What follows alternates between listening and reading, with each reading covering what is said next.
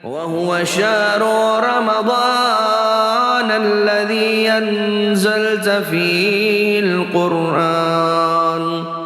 اعوذ باللہ من الشیطان الرجیم. بسم اللہ الرحمن الرحیم. تعریف اس خدا کی کہ جو تمام عالمین کا رب ہے. درود ہے محمد و آل محمد علیہ الصلاۃ والسلام کی ذات پر. اللہم صلی علی محمد و آل محمد. ماہ رمضان المبارک کے اس خصوصی نشریات ارمغان رمضان میں آپ کا ہوسٹ علی حیدر سلام پیش کرتا ہے. آج کا موضوع ہے امام زمانہ اور رمضان المبارک. رمضان المبارک جیسا کہ بابرکت مہینہ ہے، اس میں بنی نوع انسان کو خداوند عالم نے موقع عنایت فرمایا ہے کہ وہ اپنے اعمال سے برکات اور رحمات کو سمیٹ سکے، اور امام زمانہ علیہ الصلاۃ والسلام ہمارے لیے رحمت ہیں. اسی موضوع پر آج گفتگو کرنے کے لیے میرے ساتھ اسٹوڈیو میں موجود ہیں مولانا سید ناصر رضا نقوی صاحب. السلام علیکم. وعلیکم السلام.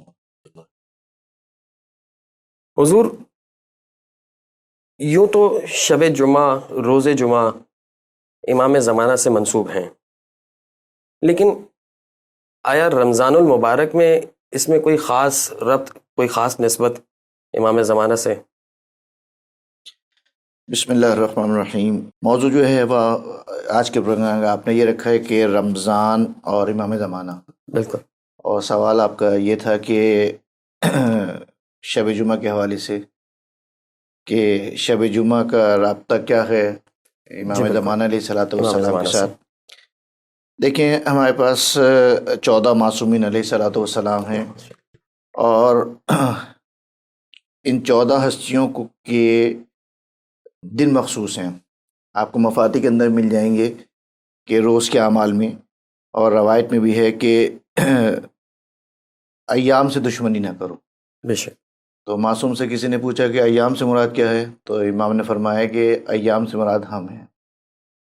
تو آپ اگر مفاتی بھی اٹھا کے دیکھیں تو مفاتی کے اندر جو ہے وہ ان 7 دنوں کو، 7 days آف دی ویک کو جو ہے وہ 14 معصومین علیہ الصلوۃ والسلام کے ساتھ مخصوص کیا ہے. مثلا جیسے ہفتے کا دن ہے سیٹرڈے کا، رسول خدا صلی اللہ علیہ وسلم کے ساتھ مخصوص ہے. بالکل. اتوار کا دن جو ہے وہ شہزادی و مولا کائنات کے ساتھ. بالکل. پیر کا دن جو ہے وہ امام حسن امام حسین کے ساتھ. اور منگل کا دن جو ہے وہ چوتھے امام، 5ویں اور 6ٹھے امام علیہ السلام کے ساتھ مخصوص ہے. اس کے بعد جو ہے وہ بدھ کا دن جو ہے وہ 7ویں، 8ویں اور 9ویں 10ویں امام کے ساتھ ہے. جمعرات کا دن جو ہے وہ امام حسن عسکری علیہ السلام کے ساتھ ہے. اور جمعے کا دن جو ہے وہ خاص مخصوص ہے امام زمانہ علیہ السلام کے ساتھ. خالی دیکھیں، جمعے کا دن جو ہے وہ خاص مخصوص امام زمانہ علیہ السلام کے ساتھ ہے، کیونکہ روایت میں ہے کہ سید الایام جو ہے وہ جمعے کے دن ہے. ہر چیز کا ایک سید ہے، سردار ہے، اور شبوں کی سردار شب جمعہ ہے، اور دنوں کا سردار روز جمعہ ہے. تو روز جمعہ کا خاص تعلق امام زمانہ علیہ الصلوۃ والسلام کے ساتھ ہے. اور مفاتی کے اندر آپ اور دوسری مختلف دعاؤں کی کتابوں میں اگر آپ دیکھیں تو جمعے کے دن جو ہے وہ شب جمعہ سے لے کے جمعے کا پورا دن جو ہے وہ خاص مخصوص دعائیں نقل ہوئی ہیں کہ جو امام زمانہ علیہ الصلوۃ والسلام کے ساتھ منسوب ہے کہ آپ یہ دعا پڑھیں. مثلا جیسے دعائے ندبہ ہے اور مختلف دعائیں ہیں. تو عام شب جمعہ اور پھر اگر رمضان کی شب جمعہ ہو تو اس کا تعلق اور بھی بڑھ جاتا ہے، کیونکہ رمضان کا خاص تعلق جو ہے وہ انشاءاللہ بھی اس گفتگو کے اندر آئے گا کہ رمضان کا خاص تعلق جو ہے وہ زمانے کے امام کے ساتھ ہے. تو شب جمعہ اور پھر رمضان کی شب جمعہ تو بہرحال تعلق تو بہت زیادہ بڑھ جاتا ہے امام زمانہ علیہ الصلوۃ والسلام کے ساتھ. بہت عمدہ. انسان جس طرح سے رمضان المبارک میں خدا کا قرب حاصل کرتا ہے، خدا کے ساتھ قریب ہو رہا ہوتا ہے اپنے اعمال اور اپنی عبادتوں کے ذریعے، تو کیا اس مہینے میں امام عصر سے قربت کا حاصل کس طرح سے کی جائے؟ لیکن بہت اچھا سوال ہے کہ رمضان کا مہینہ جو ہے وہ تقرب الہی کا مہینہ ہے. رمضان کے مہینے کی جو آپ شروع میں جو اکثر مجالس وغیرہ میں جو یا درس میں جو خطبہ پڑھا جاتا ہے، خطبہ شعبانیہ، جی، اس میں پیغمبر ختمی مرتبہ نے کہا کہ یا ایھا الناس قد اقبل علیکم شہر اللہ بالبرکۃ والرحمۃ والمغفرہ، کہ اللہ کے رسول نے شعبان کے آخری جمعے میں خطبہ دیا اور کہا کہ اے انسانوں، تمہارے پاس اللہ کا مہینہ آ رہا ہے جو برکت، رحمت اور مغفرت کے ساتھ آ رہا ہے۔ تو رمضان کے مہینے میں یہ برکت کا مہینہ بھی ہے، یہ مغفرت کا مہینہ بھی ہے، اور یہ رحمت کا مہینہ بھی ہے۔ باقی مہینے میں زیادہ ایفرٹس لگانے پڑتے ہیں انہی چیزوں کو حاصل کرنے کے لیے، بالکل، لیکن اس مہینے میں پروردگار عالم نے خود سمجھانے کے لیے کہہ رہا ہوں کہ تھالی میں رکھ کے سب کچھ پیش کر دیا ہے، بس ہم کو جو ہے وہ ہاتھ بڑھا کے اٹھانا ہے۔ اور تو باقی مہینوں کی نسبت اس مہینے میں تقرب الہی کو حاصل کرنا بہت زیادہ آسان ہے، لیکن تقرب الہی حاصل نہیں ہو سکتا بغیر زمانے کے امام کے تقرب سے، کیونکہ خالق اور مخلوق کے درمیان جو رابطہ ہے وہ امامت کا ہے، وسیلہ وہی ہے۔ ہاں، وسیلہ وہی ہے۔ تو اگر کوئی شخص یہ سمجھے کہ اس مہینے زیادہ قرآن پڑھ لے گا، زیادہ نماز پڑھے گا تو تقرب الہی حاصل ہوگا، تقرب الہی حاصل نہیں ہوگا جب تک کہ امامت اور جو بھی وقت کا امام ہے اس کے ساتھ جب تک کہ توسل اور تقرب نہیں ہوگا خدا تک نہیں پہنچ پائے گا۔ اس کی مثال ایسے ہی ہے، بلکہ روایت بھی ہے کہ کسی نے آگے چھٹے امام صادق آل محمد علیہ الصلوۃ والسلام سے پوچھا کہ وَاعْتَصِمُوا بِحَبْلِ اللَّہِ ہے کہ اللہ کی رسی کو جو ہے وہ تھام لو، تو یہ اللہ کی رسی سے مراد کیا ہے؟ تو امام علیہ السلام نے فرمایا کہ نحن حبل اللہ، ہم اللہ کی رسی ہیں۔ سبحان اللہ۔ تو اللہ تک پہنچنا اگر کوئی چاہ رہا ہے، تقرب خدا کو حاصل کرنا چاہ رہا ہے، تو اس کے لیے ضروری ہے کہ وہ اپنے زمانے کے امام، اگر وہ امیر المومنین کے زمانے کا ہے تو امیر المومنین سے متقرب ہوگا تو اللہ تک پہنچے گا، اور ہم اور آپ کیونکہ ہمارے زمانے کے امام زمانہ حضرت مہدی علیہ الصلوۃ والسلام ہیں، تو ہم جب تک کہ ان سے تقرب پیدا نہیں کریں گے خدا تک جو ہے وہ تقرب حاصل نہیں ہو سکتا۔ یعنی خدا تک پہنچنے کے لیے لازمی ہے کہ اپنے زمانے کے امام کے تقرب کو حاصل کیا جائے۔ بہت عمدہ، بہت عمدہ۔ اس ماہ میں امام سے رابطے کو مضبوط کس طرح سے کیا جائے؟ جس طرح سے ابھی آپ نے بات کی کہ امام کا تقرب سے ہی ہم خدا کا تقرب حاصل کر سکتے ہیں، تو امام سے کس طرح سے ہم تقرب حاصل کریں؟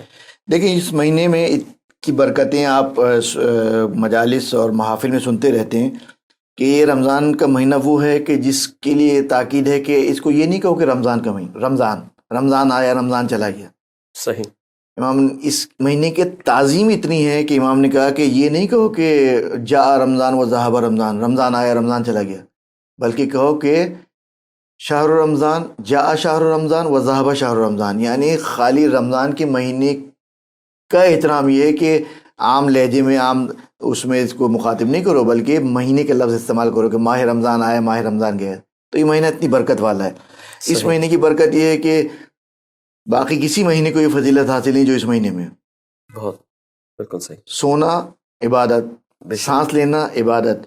تو اس مہینے میں جب اتنی برکت اور اتنی وہ ہے، اور اتنے اعمال ہیں کہ صبح کے اعمال الگ ہیں، دوپہر کے اعمال الگ ہیں، رات کے اعمال الگ ہیں، بالکل، اور مخصوص اعمال بھی ہیں، مشترک اعمال بھی ہیں۔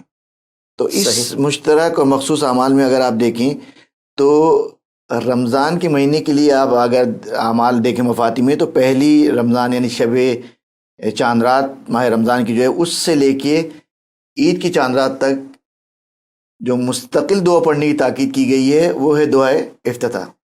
دعائے افتتاح، بالکل۔ اور دعائے افتتاح کو اگر آپ پڑھیں، اب آپ اس سے اندازہ لگائیں کہ امامت کا کتنا خاص تعلق ہے ماہ رمضان مبارک کے ساتھ، کہ دعائے افتتاح کی تاکید ہے کہ 30 دن لگاتار اس دعا کو پڑھنا ہے، اور اس دعا کے آخر میں جب آپ پہنچتے ہیں جہاں شروع میں آپ نے خدا کی حمد و ثنا کی، ائمہ کے کو یاد کیا، پوری آپ اگر اس کی آپ ترتیب کو آپ دیکھیں تو جب آخر میں آپ پہنچتے ہیں تو آپ کو جو ہے وہ امام علیہ السلام جو ہے وہ تعلیم کر رہے ہیں کہ خدا سے شکوہ کر رہے ہیں، یعنی وہ ہمیں یہ تعلیم دے رہے ہیں کہ اب آپ اس سے اندازہ لگائیں کہ یہ رمضان کے مہینے کا کتنا تعلق ہے زمانے کے امام کے ساتھ۔ بالکل کہ امام علیہ السلام، اب میں آخری جملہ آپ کے لیے سامعین کے لیے پڑھ دیتا ہوں کہ جب اس دعا کو ہم پڑھتے پڑھتے جو ہے وہ آتے ہیں تو آخر میں امام علیہ السلام کے جملے ہیں کہ ان نشکو الیک فقد نبینا، کہ شکوہ کر رہے ہیں کہ پروردگار سے، کہ پروردگار ہم تو اس سے شکوہ کرتے ہیں کہ ہمارا نبی جو ہے وہ ہمارے درمیان سے چلا گیا۔ فقد نبینا صلواتک علیہ و آلہ، کہ نبی جو ہے جن پر درود و سلام ہو ان پر ان کی اولاد پر وہ ہمارے درمیان سے چلے گئے. وہ غیبت ولینا اور ان کا جو جانشین ہے وہ غیبت میں ہے. وہ کثرت عدونا اور دشمن زیادہ ہو گئے ہیں. وہ قلت عددنا اور ہمارے تعداد کم ہے. وہ شدت الفتن بنا اور جو دنیا کے مصائب ہیں وہ بہت زیادہ ہو گئے ہیں. وہ تظاہر الزمان علینا اور سارے متحد ہو گئے. اس دعا کو بار بار رمضان میں پڑھنے کی تاکید کیوں ہے؟ رمضان تو اللہ کا مہینہ ہے نا جی. نماز زیادہ پڑھو، قرآن زیادہ پڑھو. تو یہ دعا افتتاح کی تاکید کیوں کی گئی ہے؟ اپنے آپ نے آخری جملے سے انداز لگایا بالکل کہ آخر کی بات انسان کو جب بھی کوئی بات کی جاتی ہے تو یا تو شروع کی بات یاد رہتی ہے یا آخر کی بات یاد رہتی ہے. بالکل صحیح. آپ جب بھی کوئی تقریر سنتے ہیں تو آپ کو شروع کی بات یاد رہتی مولانا نے یہاں سے شروع کیا تھا، اور آخر کی بات یاد رہتی کہ یہاں پہ یہ بات ہوئی تھی. بیچ کی باتیں بہت کم لوگوں کو یاد رہتی ہیں. دعا افتتاح میں جو آخری الفاظ ہیں اس میں جو ہے وہ امام زمانہ علیہ الصلوۃ والسلام سے متعلق ہے. یعنی 30 دن آپ کو جو ہے یہ تعلیم دی جا رہی ہے کہ اپنے زمانے کے امام کو یاد کرو اور اس بات پہ غور و فکر کرو کتنا بڑا نقصان ہے کہ تمہارا امام تمہارے ساتھ نہیں ہے. تو یہ مہینہ بہترین مہینہ ہے کہ جس میں جو ہے وہ اپنے زمانے کے امام سے جو ہے وہ ارتباط کو مضبوط اور محکم کیا جا سکتا ہے. بہت عمدہ. اس مہینے میں بس خدا سے دعا ہے کہ ہم سب کو یہ توفیق عطا فرمائے کہ ہم اپنے امام سے قربت حاصل کر سکیں انشاءاللہ. آغا یہ بتائیے گا کہ اس وقت امام غیبت میں ہیں، امام زمان کی غیبت کے دوران رمضان اور عید کے حوالے سے انہیں کوئی تحفہ پیش کیا جا سکتا ہے یا اس کو کس طرح سے کیا جا سکتا ہے؟ لفظ تحفہ تو خیر سمجھانے کے لیے استعمال ہوتا ہے جی. ہماری کیا بساط اور کیا حیثیت کہ ہم تحفہ دے سکیں، وہ بھی زمانے کے امام کو، بے شک، کہ جس کے لیے خدا کہہ رہا ہے، جن کے لیے خدا کہہ رہا ہے کہ یہ آسمان ہم نے ان کے لیے بنایا ہے، زمین ان کے لیے بچھائی، ساری نعمتیں ان کے لیے. تو جو ہر چیز کا مالک ہو اور اگر ہم اس کو کچھ دیں گے تو اسی کے مال میں سے اس کو دیں گے. تو یہ لفظ جو ہے وہ مناسب نہیں ہے کہ ہم کیا تحفہ دیں گے، بلکہ ہم تو خود ہی ان سے لے رہے ہیں. لیکن سمجھانے کے لیے جو کہا جا رہا ہے کہ امام کو کیا تحفہ دیں، تو دیکھیں امام کو اگر آپ مہنگی سے مہنگی بھی چیز دے دیں، کوہ نور کا ہیرا بھی اٹھا کے دے دیں تو امام کے پاس اس سے اچھا ہیرا موجود ہے. بے شک. دنیا کا سونا کا نکال کے آپ سارا ان کو دے دیں تو اس سے زیادہ سونا ان کے پاس موجود ہے. تو کوئی چیز جو ہم دینا چاہتے ہیں وہ امام کے لیے کوئی نئی چیز نہیں ہے. لیکن جو چیز امام کو ہم سے چاہیے اور جو امام پسند کریں گے وہ ہے کہ وہ چیزیں کہ جس سے زمانے کے امام راضی ہے. صحیح. رمضان کے مہینے میں 30 دن پریکٹس اسی بات کی کرائی گئی ہے کہ تم اپنے افعال میں، کردار میں بہتری لاؤ. بے شک. تو یہی چیز ہے. اگر ہم امام کو اپنا کوئی تحفہ دینا چاہتے ہیں امام کی خدمت میں، بہترین تحفہ یہ کردار کا کہ اپنا کردار ایسا کرو کہ ہمیں یہ نہ بتانا پڑے کہ ہم امام کے ہیں، بلکہ امام یہ کہے کہ یہ ہمارا ہے. سبحان اللہ. تو بہترین تحفہ امام کی خدمت اگر پیش کرنا چاہتے ہیں تو وہ کردار سازی، کردار بہتر کریں، یہی بہترین تحفہ ہے. بہت عمدہ. ماہ رمضان میں جہاں عبادت اور مناجات کی جاتی ہے وہاں امام کی معرفت کس طرح سے حاصل کی جائے؟ دیکھیں امام کی معرفت تو اتنی اہم ہے کہ 5ویں امام یعنی امامت اتنا مہم مسئلہ ہے کہ 5ویں امام سے روایت ہے کہ بنی الاسلام علی 5 کہ اسلام کی بنیاد جو ہے 5 ستونوں پر ہے. 5 ستون: نماز، روزہ، حج، زکوٰۃ، جہاد اور ولایت. پھر اس کے بعد امام فرماتے ہیں کہ ان 5 چیزوں میں سے 4 کے لیے پھر بھی رخصت ہے. نماز واجب ہے، لیکن اگر کوئی شخص انسان ڈوب رہا ہے اور بچانے والے نماز نہیں پڑھی تو شریعت کیا کہتی ہے کہ ابھی اپنی نماز چھوڑو، اس کو بچا دو. انسان مریض ہے، روزہ رکھنا واجب ہے، مریض ہے تو شریعت آپ کو اجازت دیتی ہے کہ ابھی روزہ نہیں رکھو، بعد میں تعداد مکمل کر دینا. جی. امام نے سب کی مثالیں دی ہیں. جہاد واجب ہے لیکن کوئی شخص مریض ہے، یہ بوڑھا ہے، جہاد اس کے اوپر واجب نہیں. لیکن امام نے کہا کہ سوائے ولایت کے، کہ ولایت کے لیے کبھی بھی اللہ نے رخصت نہیں دی ہے کہ ابھی تم ولایت سے جو ہے وہ دستبردار ہو جاؤ، بعد میں ولایت کے تابع ہو جانا. تو اس مہینے جو ہے وہ رمضان کا مہینہ ہے اور ارتباط کو جو ہے وہ اپنے امام سے قائم کرنا ہے. تو امام کی جو معرفت کو حاصل کرنا ہے اس کے لیے طریقے دعاؤں کے ذریعے سے بھی بتائے گئے ہیں کہ یہ دعا پڑھنی ہے، ان اعمال کو انجام دینا ہے.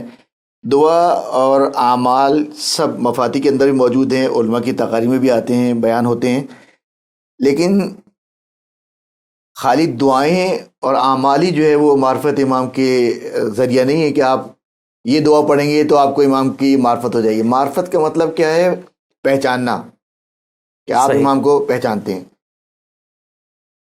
رجب علی خیاط اور اسی طرح کے دوسرے عرفانی علماء کی عام انسانوں کی اقوال کتابوں کے اندر موجود ہیں کہ امام کو دیکھنا کوئی فضیلت نہیں ہے، حتیٰ امام کو چھونا بھی کوئی فضیلت نہیں ہے۔ معرفت کا مطلب یہ نہیں ہے کہ ہم امام کو دیکھ لیں یا امام کو سے مس ہو جائیں۔ صحیح۔ اگر چھونا فضیلت ہے تو ابن ملجم نے تو امیر المومنین کے ہاتھ پہ ہاتھ رکھ کے بیعت کی تھی، اور اگر دیکھنا فضیلت ہے تو جو ہے وہ کربلا کے میدان میں تو جو ہے وہ شمر بھی دیکھ رہا تھا امام کو، عمر سعد بھی دیکھ رہا تھا، سب دیکھ رہے تھے۔ صحیح۔ تو معرفت کا مطلب نہ دیکھنا ہے نہ امام کو چھونا ہے۔ معرفت کا مطلب یہ ہے کہ تعلیمات اہل بیت، تعلیمات امام پر جب آپ عمل کریں گے تو خود بخود آپ امام کی شناخت آپ کو ہو جائے گی اور امام کی معرفت ہو جائے گی۔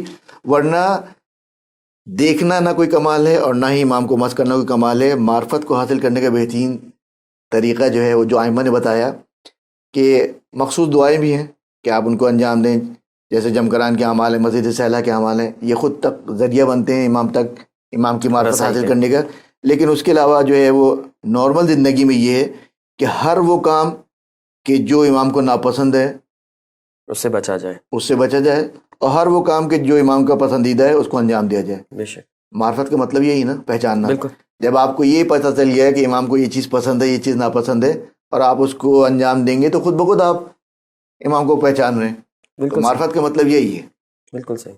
کہ ان کی ویسے ہی تعلیمات جیسے کوئی شخص اپنے کسی دوسرے دوست سے محبت رکھتا ہے تو وہ اس کے خیالات کا اظہار، اس سے محبت کا اظہار جو ہے اس کے خیال کی تعظیم کر کے کرتا ہے۔ ہاں، یہی ہوتا ہے کہ جو جس کو پسند کرتا ہے وہ اسی کے رنگ میں اپنے آپ کو ڈھالتا ہے۔ بالکل صحیح۔ مثلا جو فٹ بال کو پسند کرتے ہیں، آپ دیکھیں وہ فٹ بال کے کھلاڑیوں کو جس کو پسند کرتے ہیں اس کی جیسے بال رکھتے ہیں، اس کے جیسے جو ہے وہ گیٹ اپ بناتے ہیں۔ بالکل صحیح۔ اسی طرح نارمل زندگی میں آپ دیکھیں تو جب ایک عام آدمی کو پسند کر رہا ہے تو اس کے جیسا گیٹ اپ بناتا ہے۔ تو جو یہ دعویٰ کر رہا ہے کہ میں امام زمانہ کا ماننے والا ہوں یا امام زمانہ علیہ السلام میرے امام ہیں، تو یہ تو اس کے لیے عقلاً اور عرفاً بھی جو ہے ضروری ہے کہ پھر اپنے آپ تمہارا گیٹ اپ بھی ویسی ہونا چاہیے نا کہ جیسا امام کا ہے۔ بالکل صحیح، بالکل صحیح، تاکہ لوگ یہ کہہ سکیں کہ یہ اس امام کا ماننے والا ہے۔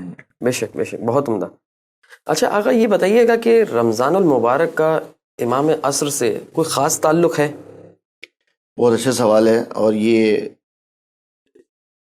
اس کا جواب بھی معلوم ہونا چاہیے خصوصاً ہمارے بچوں کو، کہ رمضان مبارک کا خاص تعلق ہے زمانے کے امام کے ساتھ۔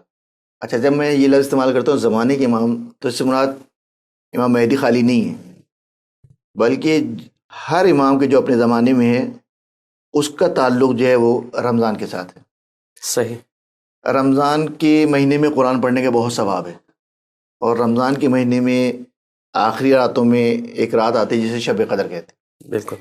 شب قدر کی فضیلت کے بارے میں سورہ قدر کے اندر آپ پڑھتے ہی رہتے ہیں کہ یہ انا انزلناہ فی لیلۃ القدر، یہ رات جو ہے وہ ہم نے اس قرآن کو شب قدر میں نازل کیا۔ ترجمہ نے بیان کرنا مقصد نہیں ہے، اور تمہیں معلوم شب قدر کیا ہے۔ اس رات کی فضیلت یہ ہے کہ تنزل الملائکۃ والروح فیہا بإذن ربہم۔ صحیح۔ اب یہیں سے تعلق جو ہے وہ زمانے کے ایمان سے پیدا ہو جاتا ہے کہ شب قدر جو ہے وہ ابھی بھی آ رہی ہے، بالکل۔ رسول اللہ کے زمانے میں بھی آ رہی تھی، تو اس وقت جو ہے وہ ملائکہ اور روح رسول اللہ کے اوپر نازل ہوتے تھے پورے سال کے امر لے کے۔ رسول خدا کے بعد ملائکہ کائنات پہ نازل ہوتے تھے شب قدر میں۔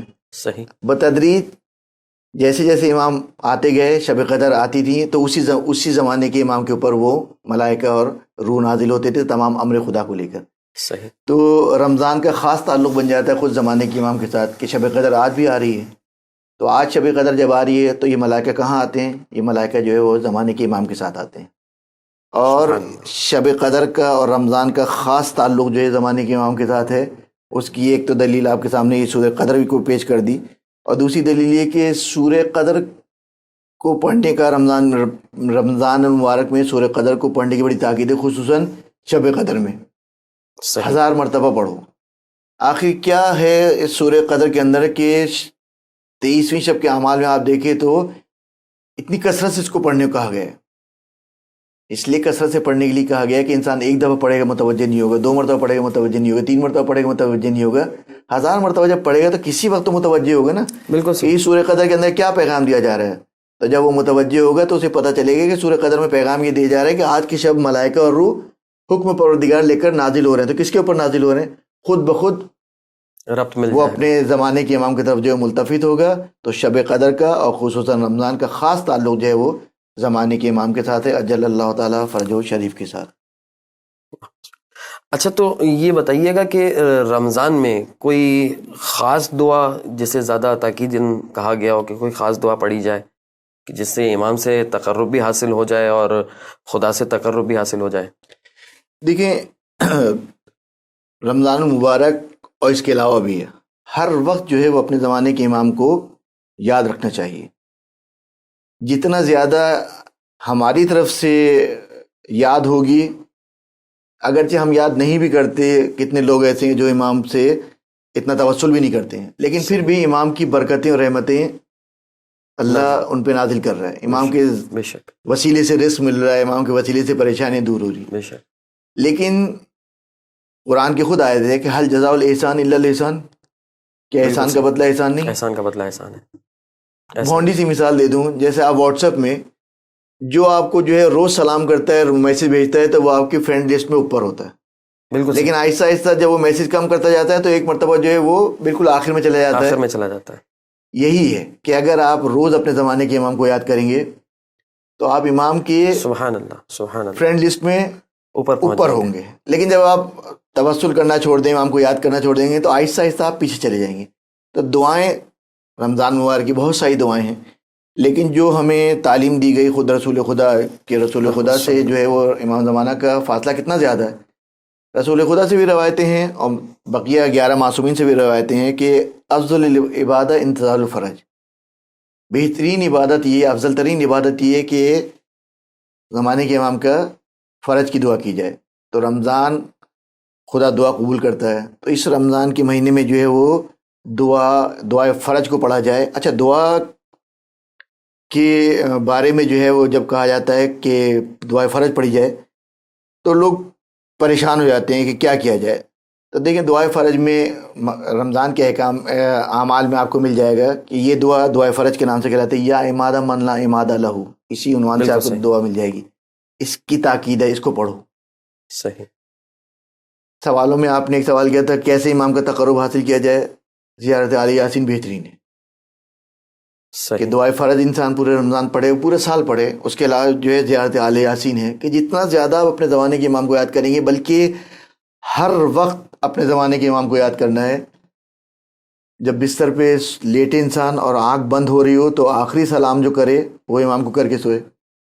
جب آنکھ کھلے تو انسان اپنے زمانے کے امام کو یاد کرے.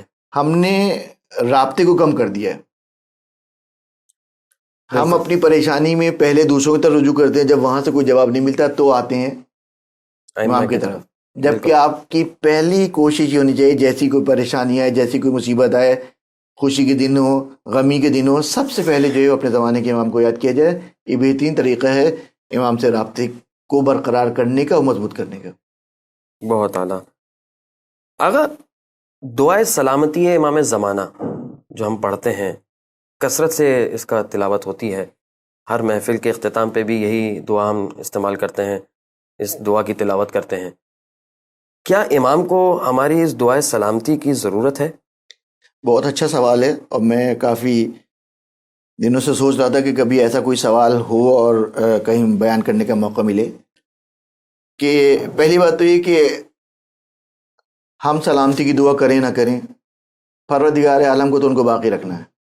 بے شک, کیونکہ دنیا خالی نہیں رہ سکتی بغیر کسی ہادی کے خدا بغیر. باقی نہیں رہے گی. اگر حجت خدا نہیں ہو تو زمین تو خود بخود جو ہے ساقط الارض, زمین تباہ و برباد ہو جائے گی, ختم ہو جائے گی. تو ہم دعا کریں یا نہ کریں, امام کو خدا حیات بھی دے گا, صحت بھی دے گا, تندرستی بھی دے گا. بالکل. لیکن ہمارے دعا کرنے سے امام کو فائدہ ہے یا ہم کو فائدہ ہے؟ امام کو کوئی فائدہ نہیں, ہم کو فائدہ ہے. اچھا. جس طرح کسی کے باپ جو ہے وہ ملیارڈر ہو اور بیٹا جو ہے وہ اپنے باپ کو جو ہے وہ مہینے کی پاکٹ منی دے، تو باپ کی صحت پہ کیا فرق پڑ رہا ہے؟ جو کچھ تمہارے پاس ہے وہ باپ نے بنا کے دیا ہے، بالکل، لیکن جو تم یہ دے رہے ہو نا، یہ احترام کا سبب بن رہا ہے.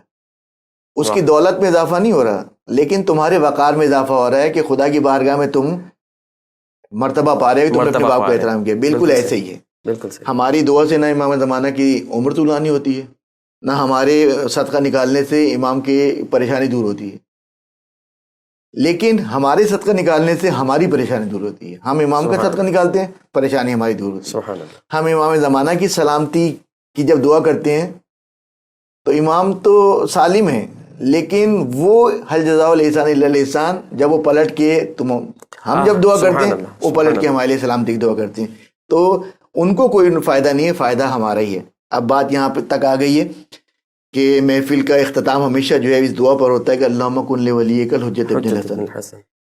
یہ دعائے سلامتی امام زمانہ ہے. بالکل. جو روایت میں کہا گیا ہے وہ ہے کہ انتظار الفرج، امام کے ظہور کی دعا کرو. ہمارے یہاں ایک چھوٹی سی غلطی یہ ہے کہ ہم جو یہ دعا پڑھتے ہیں نا، یہ دعائے سلامتی امام زمانہ ہے. صحیح. کہ جو ہمارے بچوں کو ماشاءاللہ یاد ہو گئی. لیکن ہماری مثال ایسی ہے کہ جیسے ہم کسی سے کہیں کہ تم خیریت سے ہو، جہاں وہیں رہنا، آنے کی ضرورت نہیں ہے. جیسے ہم کسی بخیل جو دوست وغیرہ ہوتے ہیں، بعض لوگ ہوتے ہیں نا، وہ کہتے ہیں کہ جہاں پہ بھی خیریت سے رہنا، آنے کی ضرورت نہیں ہے. ہمارا بھی امام زمانہ علیہ السلام کے معاملے میں ایسی مزاج ہے. ہم یہ دعا کرتے ہیں مولانا آپ جہاں پہ بھی خیریت سے رہیے، آرام سے رہیے، آنے کی دعا نہیں کرتے. دعائے سلامتی امام زمانہ بھی ضروری ہے، لیکن ظہور کی دعا اس سے زیادہ ضروری ہے. اس سے زیادہ ضروری ہے، کیونکہ ظہور ہوگا تو مومنین کو جو ہے نا وہ راحت اور سکون ملے گا. آج جو مومن کو ذلیل و خوار کر دیا گیا ہے، ظہور امام کے بعد دشمن اس طرح ذلیل و خوار ہوگا. تو امام کی صحت و سلامتی کی دعا جو ہے وہ اللہم کن لولیک الحجۃ ابن الحسن ہے. لیکن دعائے فرج جس کے لیے کہا گیا کہ پڑھو اس کو تاکہ امام کا ظہور ہو، وہ ہے دعا الہی عظم البلا و برح الخفا. تو مومنین اس میں گڑبڑ کر جاتے ہیں کہ ان سے جب کہا جائے کہ دعا امام زمانہ فرض پڑھو تو وہ دعائے سلامتی پڑھتے ہیں. دعائے سلامتی بھی پڑھی جائے، ہمارے لیے اس میں فائدہ ہے، لیکن جو کثرت سے کہا گیا ہے کہ دعا کرو امام کے ظہور کی، وہ دعائے فرض کی ہے. تو انشاءاللہ جو ہے وہ سامعین اس بات کو نوٹ کریں گے، اور جہاں سلامتی امام زمانہ کی دعا کرتے ہیں وہاں پہ تعجیل فرج کی بھی دعا کریں، کیونکہ تعجیل فرج ہوگا تو یہ ساری پریشانیاں ختم ہوں گی کہ جو امام کی برکت کا ثبوت ہے، اور ضروری بھی ہے کہ جب امام آئیں گے تبھی جو ہے یہ دنیا ظلم و فساد سے خالی پاک ہوگی. سبحان اللہ. اس کے ساتھ ہی ہمارے پروگرام کا وقت ختم ہوتا ہے. اس دعا کے ساتھ اختتام کریں گے. پروردگار عالم ہمیں معرفت امام اس ماہ مبارک میں حاصل کرنے کی توفیق عطا فرمائے، اور اس میں ہماری ہمت و طاقت کو بڑھائے تاکہ ہم اپنے وقت کے امام کی معرفت کو بہترین طریقے سے حاصل کر سکیں. اجازت دیجیے مجھے اور آغا صاحب کو. اللہ حافظ.